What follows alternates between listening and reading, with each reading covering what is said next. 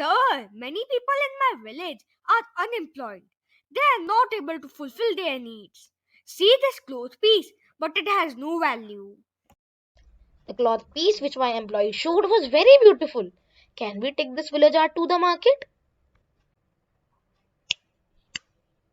Idea! I am opening a company which will buy village items and sell them internationally. Listen, send your art pieces to us and get money. I will sell my pot. These are so beautiful. Now we can fulfill our needs. Wow! More and more villages are sending their art pieces to us.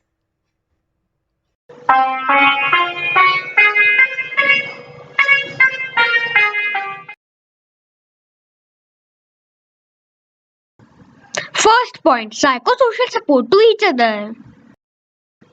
Second point, small business support. Third point, make the recovery people centered. Fourth point, prepare for future crisis. Fifth point, essential resources to those who need. Point 6, sanitation all around.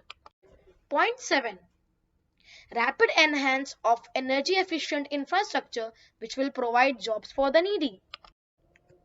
Point 8, build a strong health infrastructure and health schemes for all.